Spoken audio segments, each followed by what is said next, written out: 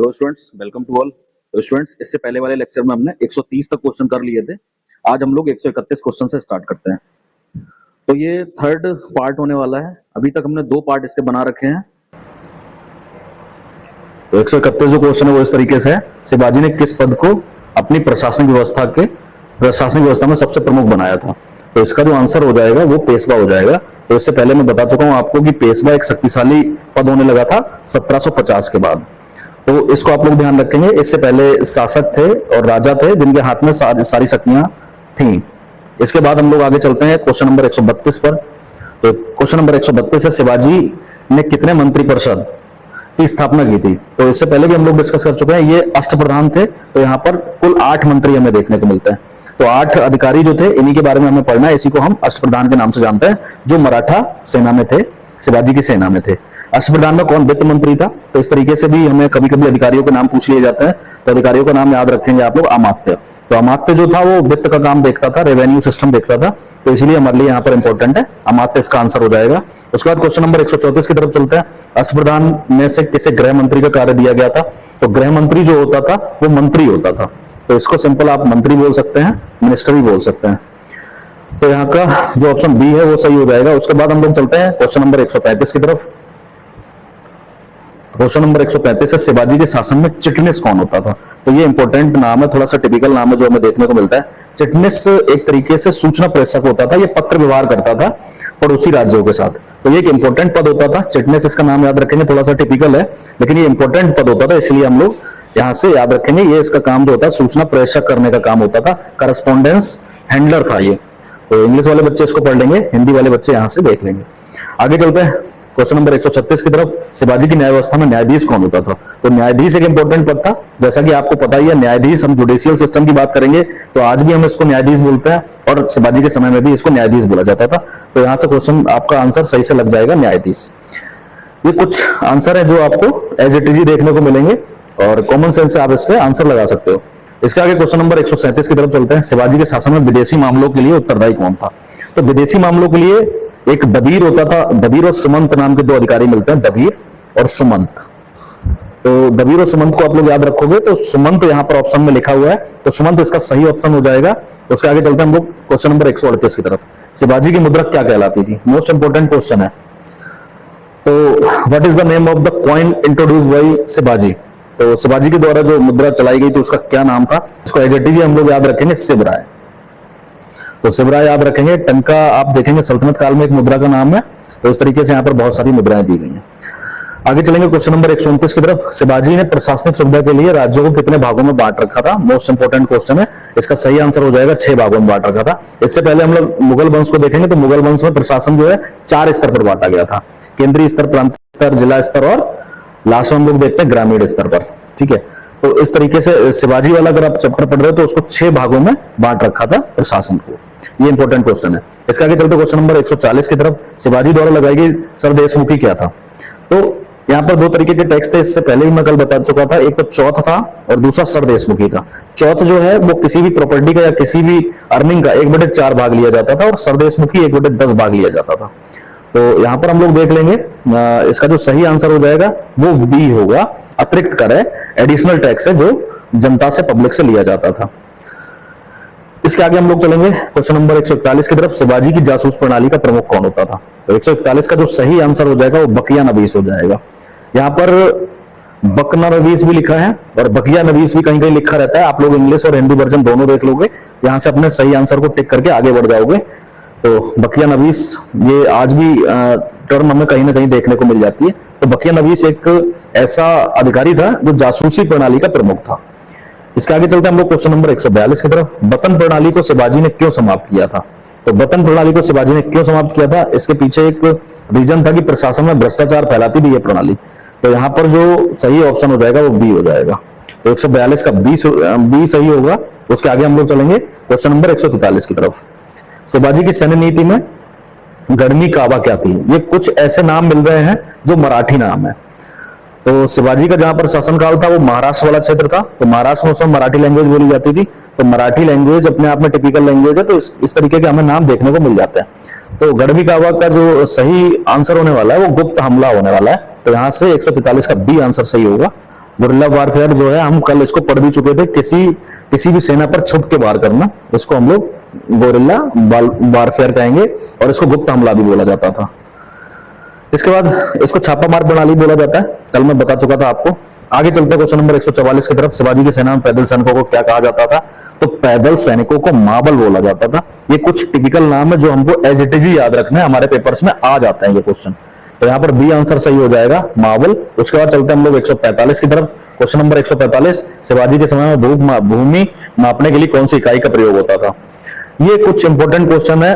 हम लोग जितने भी डायनेस्टी देखते हैं, जितने भी शासनकाल देखते हैं, वहां पर इकाई के लिए नई नई प्रणालियां हमें देखने को मिलती हैं, लेकिन शिवाजी के समय में अगर पूछा जाएगा तो यहाँ पर भूमि नापने के लिए कौन सी इकाई होती थी? इसका जो सही आंसर हो जाएगा वो कूल हो जाएगा। तो यहाँ से डी आंसर सही है। तो इसको ध्यान रखना थोड़ा सा, कूल बोलते हैं, पुल भी बोलते हैं। तो इस तरीके के क्वेश्चन हमसे पूछे जाते हैं, टिपिकल थोड़ा होता है, लेकिन एक बार अगर आप पढ़ लोगे तो आसानी से याद हो सकते हैं। क्वेश्चन नंबर 146, शिवाजी द्वारा नियुक्त प्रधान लेखा अधिकारी कौन था? मोस्ट इंपोर्टेंट है, इसका नाम है पंत सचिव। ठीक है, तो पंत सचिव जो ऑप्शन सी है वही सही हो जाएगा। तो ये कुछ इंपोर्टेंट नाम है जो हमें बहुत ध्यान से पढ़ना है, ये हमारे पेपर्स में पूछे भी जाते हैं, और इसके अतिरिक्त जो भी कॉम्पिटिशंस के पेपर होते हैं उनमें भी यहाँ से क्वेश्चन बन जाते हैं। क्वेश्चन नंबर 147, शिवाजी की प्रशासनिक प्रणाली में सर ए नाई कौन था?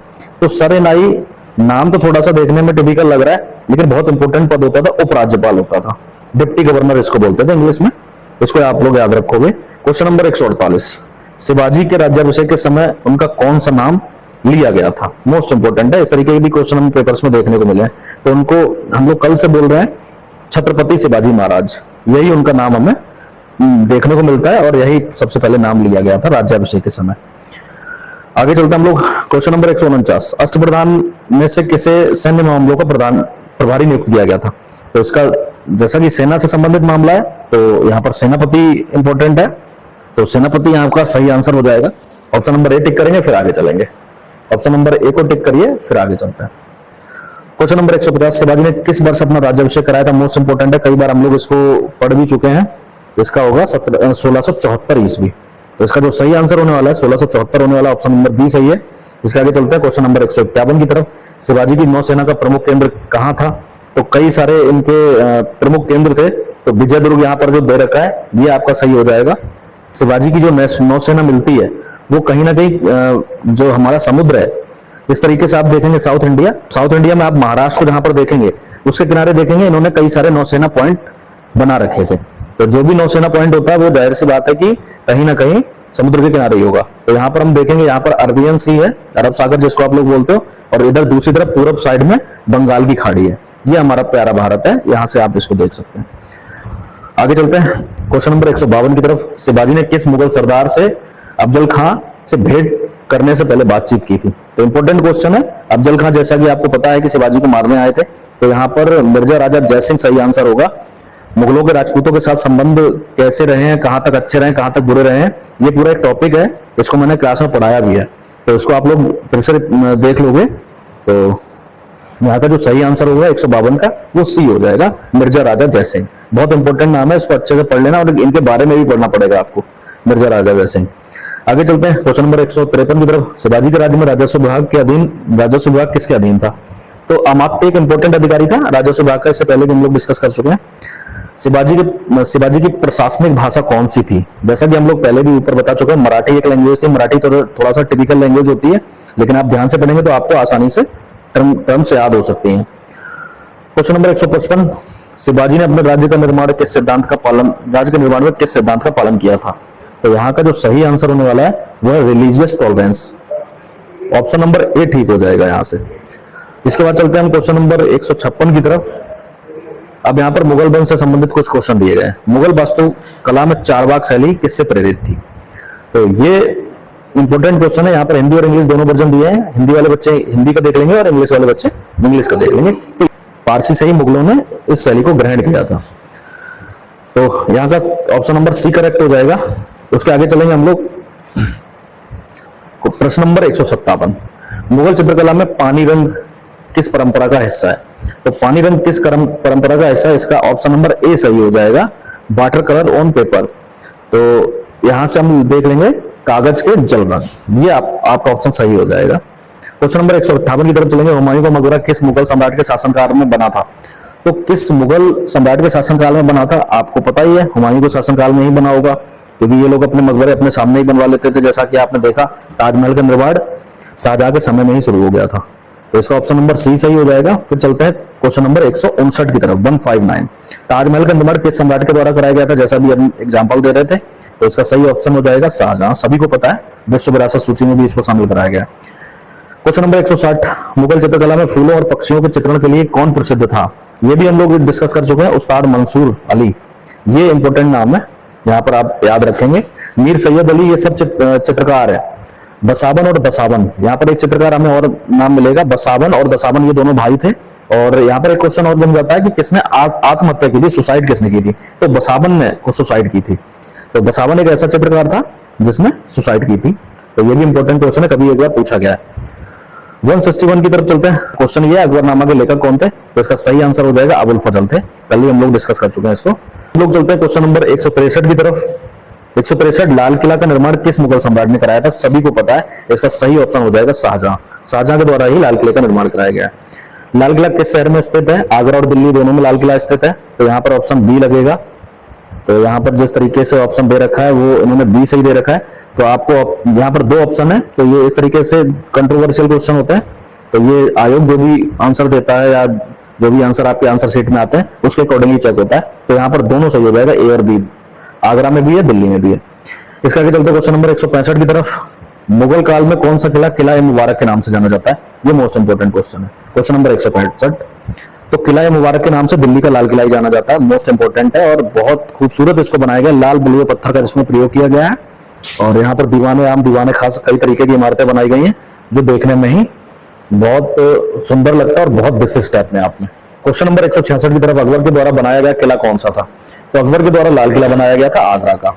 यहाँ पर अगर आप आगरा का लाल किला देखोगे तो उसमें निर्माण जो है अकबर के द्वारा भी कराया गया है। उसके बाद कुछ निर्माण जहांगीर के द्वारा कराया गया, कुछ निर्माण शाहजहां के द्वारा कराया गया। तो शाहजहां के द्वारा जो निर्माण कराया गया वो सफेद संगमरमर के द्वारा कराया गया, जो आज भी हमें दिखाई देता है। अगर हम दिल्ली के लाल किले की बात करेंगे तो इसको पूरी तरीके से बनवाया शाहजहां ने। तो आगे चलते हैं क्वेश्चन नंबर 67 की तरफ। फतेहपुर सीकरी में दीवाने खास का प्रयोजन किसके लिए था? तो ये एक निजी दरबार था, प्राइवेट ऑडियंस यहाँ पर बैठती थी। तो राजा अपने कुछ पर्सनल लोगों से ही यहाँ पर मिलता था। जैसा कि नाम से ही स्पष्ट है, दीवाने खास, कुछ खास लोगों से मिलने के लिए एक जगह बनवाई थी जिसका नाम होता है दीवाने खास। और यहाँ पर दीवाने आम भी मिलता है देखने को। दीवाने आम का मतलब होता है जहां पर राजा अपने आम जनता से मिलता है और उनकी समस्याओं को सुनता है, उसको हम दीवाने आम बोलते हैं। क्वेश्चन नंबर 68 की तरफ चलता है। बुलंद दरवाजा किस विजय के उपलक्ष्य में बनाया गया था? मोस्ट इंपोर्टेंट है, कल भी बता चुका था, गुजरात विजय के उपलक्ष्य में बनाया गया था। और कब बनाया गया था कई बार बता चुका हूं, आप कमेंट बॉक्स में इसका डेट मुझे लिख के देंगे। आगे चलते हैं क्वेश्चन नंबर 69 की तरफ। लाहौर के किले का वर्तमान स्वरूप किस मुगल सम्राट के शासनकाल में बना? अब लाहौर जो है वो इंडिया से बाहर का किला है। तो लाहौर का जो किला है वो अकबर के द्वारा बनवाया गया था, अकबर के शासनकाल में इससे बनवाया गया था। इसलिए यहाँ पर सही ऑप्शन क्या हो जाएगा? अकबर हो जाएगा।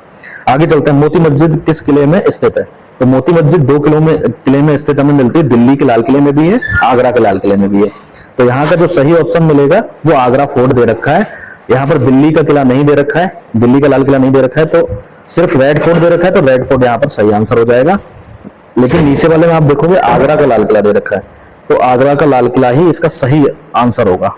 तो ऑप्शन नंबर बी यहां से सही हो जाएगा, आगरा का किला। ठीक है, आगे चलते हैं क्वेश्चन नंबर 71 की तरफ। शालीमार बाग का निर्माण किसने कराया? शालीमार बाग का निर्माण कराया था जहांगीर ने। इसको एज इट इज आप लोग याद कर लोगे। आगे चलते हैं क्वेश्चन नंबर 172। दिल्ली के लाल किले में नगर बहिश्त क्या थी? मोस्ट इंपोर्टेंट है ये नगर बहिश्त। ठीक है, नगर बहिश्त क्या है? एक जलधारा थी जो यमुना नदी की जलधारा थी, और पूरे जो महल बना हुआ था, जो लाल किला बना हुआ था, सभी जगह इसकी एक धारा जाती थी जो लोगों को गर्मी से राहत देती थी। तो ये मोस्ट इंपोर्टेंट है नगर बहिश्त, इसको आप लोग याद रखोगे और दिल्ली के लाल किले में हमें देखने को मिलती है। आगे चलते हैं क्वेश्चन नंबर 73। फतेहपुर सीकरी का स्थापत्य किस शैली से प्रभावित था? तो यहाँ का सही आंसर जो होगा वो तुर्की और फारसी शैली से प्रभावित थी, ये तुर्किश और पर्शियन शैली। तो इंपॉर्टेंट है ये, इसको याद रखोगे, एज इट इज याद रखोगे। और एक यहाँ पर क्वेश्चन और बता देता हूँ, जो मुगल वंश के शासक थे वो फारसी भाषा को ही बोलते थे, तो फारसी लैंग्वेज उस समय चलती थी। आगे चलेंगे हम लोग क्वेश्चन नंबर 174 की तरफ। दीवाने आम का प्रयोग किसके लिए होता था, जैसा कि अभी हम पहले डिस्कस कर चुके हैं, आम जनता की सुनवाई होती थी, राजा यहाँ पर बैठ के लोगों की समस्याओं को सुनता था, जिसका ही नाम होता है दीवाने आम। तो इसको आप लोग याद रखोगे। आगे चलते हैं क्वेश्चन नंबर 175 की तरफ। जहांगीर के शासनकाल की वास्तुकला की क्या विशेषता थी? तो यहाँ पर जो सबसे अच्छी विशेषता है, जो इसकी कैरेक्टरिस्टिक सबसे अच्छी हमें देखने मिलती है, वो फूलों की नक्काशी मिलती है। तो यहाँ पर ऑप्शन नंबर बी सही हो जाएगा, फ्लोरल डेकोरेशन, ये इंपॉर्टेंट है। इसके आगे चलेंगे 170, क्वेश्चन नंबर 176। शाहजहां के निर्माण कार्यों में कौन सा तत्व सबसे प्रमुख था? तो यहाँ पर देख लेंगे सबसे ज्यादा प्रमुख तो जो था वो संगमरमर था, मार्बल। आपने देखा होगा आगरा का जो ताजमहल है उसमें भी हमें सफेद संगमरमर दिखाई देता है, और आगरा का जो लाल किला है वहां भी हमें सफेद संगमरमर से कुछ इमारतें दिखती हैं। वो सारी इमारतें शाहजहां के द्वारा ही बनाई गई हैं। तो ये इंपॉर्टेंट क्वेश्चन हो गया। आगे चलते हैं 177 की तरफ। मुगल किलों की एक सामान्य विशेषता क्या थी? तो इसका जो सही आंसर हो जाएगा वो विशाल प्राचीर और द्वार। ये बहुत इंपॉर्टेंट है। अगर आप किसी भी किले को देखोगे तो वहां पर मैसिव वॉल्स मिलेंगी, बहुत ऊंची ऊंची दीवारें मिलेंगी, और गेटवेज मिलेंगे, बहुत ऊंचे ऊंचे द्वार हमें देखने को मिलते हैं। तो ये एक तरीके से कैरेक्टरिस्टिक थी सभी किलों की जो मुगल वंश में बनवाए गए थे। आप आगरा के लाल किले में भी देख सकते हैं, दिल्ली के लाल किले में भी देख सकते हैं, इस तरीके के निर्माण हमें दिखाई देते हैं। आगे चलेंगे 178 की तरफ। किस मुगल सम्राट के शासनकाल में स्थापत्य कला ने सबसे अधिक विकास किया? क्वेश्चन बार बार रिपीट कर चुका हूं, कल भी मैंने बताया था, स्थापत्य कला के बारे में पूछा जाएगा तो आंसर आपका शाहजहां हो जाएगा। अगर चित्रकला के बारे में यहां पर पूछते तो आंसर आपका क्या हो जाता, वो कमेंट सेक्शन में बता दीजिएगा। तो ऑप्शन मैंने कल इसके बारे में बहुत ज्यादा डिस्कस भी किया था, तो चित्रकला के बारे में मैं ही बता देता हूं। उसका ऑप्शन हो जाएगा जहांगीर। तो जहांगीर ने अपनी एक किताब लिखी थी, ऑटोबायोग्राफी लिखी थी, तुझो के जहांगीरी। तुझो के जहांगीरी में उसने ये लिखा था कि अगर कोई भी चित्र किसी भी चित्रकार के द्वारा बनाया जाए तो उस चित्र की आंखें किसी ने बनाई हो, नाक किसी ने बनाई हो, कान किसी ने बनाया हो, मुंह किसी ने बनाया हो, जहांगीर उसको देख के बता सकता था कि किसके द्वारा क्या कौन सा अंग बनाया गया है। तो ये उसने अपनी किताब में लिखा है, और जहांगीर स्वयं भी एक बहुत बड़ा चित्रकार था। तो इसको आप लोग याद रखेंगे। इसके आगे चलते हैं क्वेश्चन नंबर 179 की तरफ। आगरा किला यूनेस्को की विश्व धरोहर सूची में कब शामिल हुआ? देखिए इंपॉर्टेंट क्वेश्चन है। तो 1983 में शामिल हुआ था, 1983 में शामिल हुआ था। ऑप्शन नंबर ए ठीक है इसका। इंपॉर्टेंट क्वेश्चन है, बार बार पूछ लिया जाता है, और इस तरीके के जो अचीवमेंट है वो हमारे भारत के लिए गर्व की बात है। आगरा का लाल किला, ताजमहल और दिल्ली का लाल किला ये विश्व विरासत सूची में शामिल हो रहे हैं, तो ये हमारे भारत के लिए गर्व की बात है। आगे चलते हैं, मुगल चित्रकला में पानी रंग किस परंपरा का हिस्सा है? ये रिपीटेड क्वेश्चन है, तो इसका ऑप्शन नंबर ए ठीक था, कागज का जल रंग। क्वेश्चन नंबर 181 में हम लोग देख लेते हैं, मुगल चित्रकला में फूल और पक्षियों के चित्रों के लिए इनका जो सही आंसर हो जाएगा उस्ताद मंसूर हो जाएगा। फूल और पक्षियों के चित्र के लिए ये नेचर से संबंधित चित्र बनाते थे, तो इसको आप लोग याद रखोगे। नेचर संबंधित चित्र उस्ताद मंसूर के द्वारा बनाए जाते थे। अकबरनामा के लेखक अबुल फजल थे, रिपीटेड क्वेश्चन है, ऊपर हम लोग इसको डिस्कस कर चुके हैं। उसके बाद क्वेश्चन नंबर 183, राजस्थानी शैली में किसका प्रभाव था? ये भी हम क्वेश्चन ऊपर डिस्कस कर चुके हैं, फारसी कला। यहां पर देखिए एक चीज और ध्यान रखेंगे, यहां पर क्या लिखा है, मुगल चित्रकला में राजस्थानी शैली के चित्रों में किसका प्रभाव था? तो यहां से स्टूडेंट्स एक चीज हम ध्यान रखेंगे, फारसी कला का प्रभाव था। और यहाँ पर सबसे बड़ी बात जो हमें समझने वाली है वो ये है कि उस समय मुगलों के और राजपूतों के संबंध कैसे थे, ये आपको ध्यान रखना पड़ेगा। ये पूरा एक चैप्टर है बहुत बड़ा, इसको आपको पढ़ना पड़ेगा। राजपूतों और मुगलों के साथ संबंध कैसे रहे हैं, कई राजा ऐसे थे जिन्होंने राजपूतों से दोस्ती की थी, और कुछ राजा ऐसे थे, कुछ शासक ऐसे थे, कुछ मुगल शासक ऐसे थे जिन्होंने राजपूतों से बहुत सारी लड़ाइयां लड़ी थी। तो ये आपको पढ़ना पड़ेगा। आगे चलते हैं क्वेश्चन नंबर 184 की तरफ। मुगल चित्रकला में हलो या दिव्य प्रकाश का प्रयोग किस सम्राट के शासनकाल में हुआ था? तो ये इंपॉर्टेंट क्वेश्चन है। तो इसका जो सही आंसर हो जाएगा वो हो जाएगा जहांगीर। तो जहांगीर की जब बात करेंगे तो चित्रकला का नाम जरूर आएगा वहां पर, ठीक है।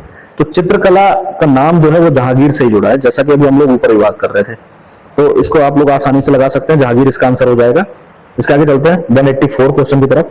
भक्ति आंदोलन की शुरुआत किस दक्षिण भारतीय संत से मानी जाती है? तो ये इंपॉर्टेंट है, इसका आंसर होगा रामानुज। तो इसके ऊपर एक दोहा भी है, कुछ लाइनें लिखी गई हैं कि भक्ति उपजी द्रविड़ में लाए रामानंद, ठीक है। इस तरीके के क्वेश्चन हमें मिलते हैं। तो दक्षिण भारत में भक्ति आंदोलन की शुरुआत किसने की थी? वो रामानुज, इसका सही आंसर हो जाएगा। उसके बाद ये सब दिख रहे हैं, ये प्रचारक थे एक तरीके से, इन्होंने भक्ति आंदोलन को पूरी तरीके से प्रचार किया था और दूर दूर तक लोगों को भक्ति आंदोलन के बारे में बताया था। तो इनका भी बहुत ज्यादा सहयोग है, इनको भी याद रखोगे। आगे चलते हैं हम लोग 185 क्वेश्चन की तरफ। रामानंद किस भक्ति मार्ग से जुड़े थे? तो रामानंद देखिए, अभी जैसा कि मैं बात कर रहा था भक्ति युग जी द्रविड़ में लाए रामानंद, तो रामानंद जो थे वो प्रेम भक्ति, ठीक है, पाथ ऑफ डिवोशनल लव, ये इंपॉर्टेंट है। तो प्रेम भक्ति को के मार्ग में जाने जाते हैं रामानंद, तो इसको यहां से सही ऑप्शन लगा देंगे बी। उसके आगे चलेंगे 186 क्वेश्चन। कबीर ने किस सामाजिक बुराई की आलोचना की? 186 का जो सही आंसर हो जाएगा वो जातिवाद, ठीक है। अभी आपको यहाँ ध्यान रखेंगे कि कबीर जो है, कबीर का धर्म कौन सा था आज तक किसी को नहीं पता लगा है। कुछ लोग कहते हैं हिंदू थे, कुछ लोग कहते हैं मुस्लिम थे। तो अगर आप कबीर को पढ़ेंगे तो एक तरीके से बहुत ज्यादा मोटिवेट हो जाएंगे। तो यहाँ पर जो कबीर दास के आपको दोहे मिलते हैं या उन्होंने जो अपना साहित्य लिखा है, तो उसमें सबसे ज्यादा जो कंडेम किया, सबसे ज्यादा जो बुराई की है वो जातिवाद की गई है, कास्टिज्म की गई है, ठीक है। तो इसका बी ऑप्शन सही हो जाएगा। उसके आगे चलते हैं 187 की तरफ। संत तुलसीदास द्वारा रचित प्रसिद्ध ग्रंथ कौन सा है? सभी लोगों को पता है, विनय पत्रिका तुलसीदास के द्वारा लिखी गई, रामचरितमानस भी तुलसीदास ने लिखी है, गीतावली भी इनके द्वारा लिखी गई। तो इसका जो सही ऑप्शन हो जाएगा वो ऑल ऑफ एबव हो जाएगा, तो डी ऑप्शन सही होगा। तो ये सारी रचनाएं जो है ना, ये आप लोग याद रखोगे तो कहीं ना कहीं आपको मिलेंगी, आगे किसी भी पेपर में मिल सकती हैं, इंपॉर्टेंट क्वेश्चन है। आगे चलते हैं 188 की तरफ। संत मीराबाई किस भगवान की भक्त थी? कि सबको पता होगा, ये जो है वो कृष्ण की भक्त थी। तो यहाँ पर ऑप्शन सी सही हो जाएगा। आगे चलते हैं, संत नामदेव किस राज्य से संबंधित थे? ओके, तो संत नामदेव जो है महाराष्ट्र से संबंधित थे। और आपको यहाँ पर एक चीज और बता देता हूँ, नामदेव जो नाम है ना, एक खतरनाक नाम है। नामदेव एक डाकू थे, ठीक है ना, लेकिन भक्ति आंदोलन में जब से पढ़े तब से इन्होंने क्या करा, डाकू वाले जो काम करने थे वो छोड़ दिए और फिर पूरा भक्ति में लीन हो गए और पूरे विश्व को एक नया संदेश दिया। तो ये एक इंपॉर्टेंट नाम है संत नामदेव, ठीक है, इसको आप लोग याद रखोगे। महाराष्ट्र में इनका जन्म हुआ था, ठीक है। आगे चलते हैं क्वेश्चन नंबर 190 की तरफ। भक्त रविदास का मूल कार्यक्षेत्र कौन सा था? तो रविदास का भी नाम आप लोग याद रखेंगे, इंपॉर्टेंट नाम है। तो इनका जो मूल कार्यक्षेत्र था वो वाराणसी था, तो वाराणसी यहां से सही ऑप्शन हो जाएगा। इसके आगे चलते हैं, गुरु नानक देव ने किस धर्म की स्थापना की थी? बहुत इंपॉर्टेंट है, इसका तो सिख धर्म है, सभी लोग जानते होंगे, सिख धर्म, बी ऑप्शन सही हो जाएगा। आगे चलेंगे, भक्ति आंदोलन का मुख्य उद्देश्य क्या था? 192 क्वेश्चन है। तो भक्ति आंदोलन का मुख्य आदेश जो था वो प्रमोट करना था यूनिटी और डिवोशन को। तो धार्मिक एकता और ईश्वर की भक्ति को ज्यादा से ज्यादा ये लोग जोर देते थे भक्ति आंदोलन वाले। तो ये बहुत इंपॉर्टेंट है और एक बहुत अच्छा मैसेज दिया था मध्यकालीन भारत में। जब भक्ति आंदोलन की स्टार्टिंग हुई थी उस समय आप अगर इंडियन हिस्ट्री को पढ़ेंगे तो पढ़ने में बहुत अच्छा लगेगा, बहुत ज्यादा मजा आएगा। तो यहाँ से हम लोग देख लेंगे इन्होंने क्या किया, यूनिटी को प्रमोट किया है और डिवोशन के ऊपर अपना बल दिया है। आगे चलते हैं, क्वेश्चन नंबर 193, भक्ति आंदोलन में निर्गुण भक्ति का अर्थ क्या है? तो निर्गुण भक्ति जैसा कि आपको नाम से ही स्पष्ट है, तो निर्गुण मीन्स होता है निराकार। तो निराकार रूप में भक्ति करना, निराकार का मीन्स होता है कि ईश्वर का कोई आकार नहीं है, ठीक है, तो उसका ही नाम इन्होंने निर्गुण रख दिया है। तो इसका जो सही से इंग्लिश का वर्जन है वो समझ लेंगे यहाँ पर, डिवोशन ऑफ फॉर्मलेस, कोई फॉर्म नहीं होती है ईश्वर की, ठीक है, उसको ही मानते हुए इन्होंने क्या किया, पूजा की है और लोगों को एक नया संदेश दिया है। तो इंपॉर्टेंट है, आप लोग इसको याद कर लेंगे। आगे चलते हैं 194 की तरफ। भक्ति आंदोलन के दौरान सगुण भक्ति का प्रचार, सगुण भक्ति को किसने प्रचारित किया? इंपॉर्टेंट है, तुलसीदास इसका सही आंसर होगा, इसको सही ऑप्शन लगा देंगे। उसके बाद हम लोग चलेंगे आगे क्वेश्चन नंबर 195 की तरफ। 195, भक्ति आंदोलन का प्रभाव किस काल में अधिक देखा गया है? तो भक्ति आंदोलन का जो प्रभाव है वो मध्यकाल में अधिक देखा गया है। जैसा कि हम लोग अभी मध्यकाल ही पढ़ रहे हैं, मिडिवल हिस्ट्री पढ़ रहे हैं, तो मिडिवल हिस्ट्री में 2-3 तरीके के आंदोलन हमें देखने को मिलते हैं। एक तो सूफी आंदोलन देखने को मिलता है और एक भक्ति आंदोलन देखने को मिलता है। बहुत इंपॉर्टेंट चैप्टर है ये दोनों, अगर आप इसको ध्यान से पढ़ेंगे तो बहुत इंटरेस्ट आता है, इसमें पढ़ने में बहुत मजा आता है। क्वेश्चन नंबर 196, सूरदास किस विषय में प्रसिद्ध थे? तो इसका जो सही आंसर होगा वो संगीत और कविता होगा। तो म्यूजिक और पोएट्री हमें सूरदास से देखने को मिलती है। तो सूरदास जो है वो आंखों से देख नहीं पाते थे, एक तरीके से वो अंधे थे, लेकिन उन्होंने क्या किया, ईश्वर का जो अस्तित्व है उसको महसूस किया था। इसीलिए सूरदास बहुत ज्यादा फेमस है और उनकी जो कविताएं मिलती हैं उनको पढ़ के हमें लगता है कि एकदम उन्होंने भगवान का एकदम सजीव वर्णन किया है। तो इंपॉर्टेंट है ये 96 क्वेश्चन और यहाँ से सी ऑप्शन सही हो जाएगा। उसके आगे चलते हैं हम लोग 197 की तरफ। भक्त चैतन्य महाप्रभु का संबंध किस राज्य से था? तो भक्त चैतन्य महाप्रभु का संबंध किस राज्य से था? तो इसका सही ऑप्शन हो जाएगा बंगाल, ठीक है। चैतन्य महाप्रभु का नाम भी बहुत इंपॉर्टेंट है, बार बार क्वेश्चन यहाँ से आ जाता है। क्वेश्चन नंबर 198 की तरफ चलते हैं। भक्ति आंदोलन में किसने वहदत उल वजूद का सिद्धांत दिया है? तो इसका जो सही ऑप्शन हो जाएगा, जैसा कि नाम से ही स्पष्ट है, शेख मोहम्मद। तो ऑप्शन सबसे अलग होगा, शेख मोहम्मद इसको लगा देंगे। चलते हैं क्वेश्चन नंबर 199 की तरफ। निम्न में से कौन कौन भक्ति आंदोलन से संबंधित नहीं था? तो यहाँ पर ऑप्शन देखना पड़ेगा, और ऑप्शन अगर देख लिया आपने तो यहीं से समझ में आ जाएगा चाणक्य। अगर आपने थोड़ी सी भी हिस्ट्री पढ़ी होगी तो यहाँ से समझ में आ जाएगा चाणक्य। तो चाणक्य का नाम हमें कहाँ देखने को मिलता है? मौर्य वंश में देखने को मिलता है। और मौर्य वंश जो चैप्टर है ना, वो एंशिएंट हिस्ट्री का है, हम लोग पढ़ रहे हैं मेडिवल हिस्ट्री। तो अगर आप इस तरीके से डिफरेंस कर पाते हो ऑप्शंस में तो आप अपने आंसर को सही टिक कर दोगे, तो चाणक्य यहाँ से सही आंसर हो जाएगा। उसके आगे चलते हैं क्वेश्चन नंबर 200 की तरफ। भक्ति आंदोलन का प्रमुख साहित्य किस भाषा में रचा गया था? तो यहाँ पर जो किस भाषा में रचा गया था भक्ति आंदोलन का साहित्य, तो यहाँ की जो रीजनल लैंग्वेज थी, यहाँ की जो क्षेत्रीय भाषाएं थी, उसमें लोगों ने, उसमें संतों ने अपनी जनता को जागरूक करने के लिए बहुत सारे कार्य किए थे। तो यहाँ का जो सही ऑप्शन होगा वो क्षेत्रीय भाषाएं हो जाएंगी। और ये आपका क्वेश्चन नंबर 200 हो गया। तो 200 क्वेश्चन हम लोग यहाँ पर डिस्कस कर चुके हैं। तो ये जितने भी 200 क्वेश्चन हमने यहाँ डिस्कस किए हैं सब मोस्ट इंपोर्टेंट क्वेश्चन है। तो एक बार आप लोग क्या करोगे, 1 से 2 बार आप लोग इस चैप्टर को, इस वीडियो को जरूर देख लोगे कोई भी पेपर देने जा रहे हो। तो मेडिवल हिस्ट्री का मोस्ट इंपोर्टेंट पार्ट्स यहाँ पर आपको मिल जाएगा। तो मोस्टली क्वेश्चन यहाँ से आपको अपने पेपर्स में मिल सकते हैं। तो इंपॉर्टेंट चैप्टर रहेगा ये वाला। तो अब इस वीडियो को यहीं खत्म करते हैं, नेक्स्ट वीडियो में मिलेंगे किसी नए टॉपिक के साथ। ओके, वीडियो देखने के लिए बहुत बहुत धन्यवाद आपका, बहुत बहुत आभार। Thank you very much.